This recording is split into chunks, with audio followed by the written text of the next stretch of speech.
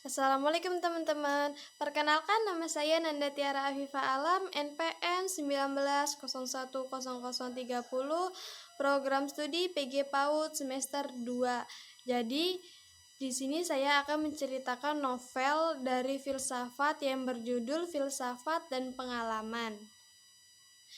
Dalam benak banyak orang, filsafat adalah ilmu yang mengawang-awang. Kata mengawang bisa berarti terlalu tinggi dan rumit hingga tidak mudah dicerna oleh kebanyakan orang.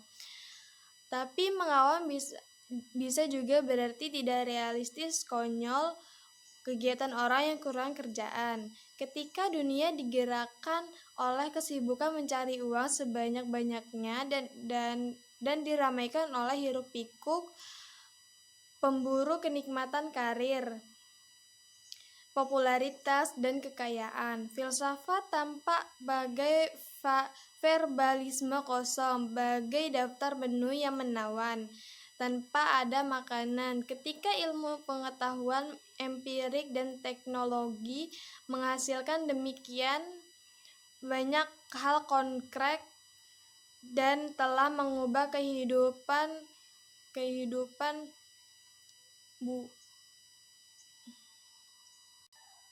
secara mendasar. Filsafat terasa bagai bualan yang menyembunyikan kekosongannya dalam rimbai istilah abstrak yang dirumit-rumitkan. Lebih buruk lagi, dalam situasi penuh antusiasme keagamaan yang meledak-ledak, filsafat biasanya bahkan dilihat sebagai kebebasan nalar yang liar dan arogan, semacam menuju kekacauan. Bahaya tafsir yang mengarah pada kemurtatan atau bahkan sejenis segala kegilaan, dan karenanya bagi masyarakat umum sebaiknya tidak disarankan. Meskipun demikian, sebuah cerita di atas itu sebelumnya hanyalah kariktur tentang makhluk yang bernama filsafat. Sesungguhnya filsafat tak semestinya dilihat seburuk itu. Pada dasarnya, filsafat adalah gerak nalar yang wajar, sealamiah bernafas aliran pikiran yang pada titik tertentu tak bisa dibungkam dan dihentikan. Filsafat adalah sistematis alam bernalar dan kecenderungan ingin tahu yang telah dimiliki sejak masa kanak-kanak. Kecenderungan yang ironisnya seringkali justru menjadi rusak akibat jawaban-jawaban yang berpretensi mutlak bagi bermacam bentuk pengetahuan, tradisi, sains, ideologi, terutama agama. Filsafat adalah pengalaman yang bergulat hendak merumuskan kerumitan dirinya sebenarnya tak terumuskan supaya upaya tanpa akhir untuk memahami kenyataan yang rumit tak akan pernah tuntas terjelas. Selanjutnya saya akan menceritakan tentang isi novel yang berjudul Taman Firdaus. Sophie Amundsen sedang dalam perjalanan pulang dari sekolah. Dia telah menempuh paruh pertama perjalanannya bersama Joanna.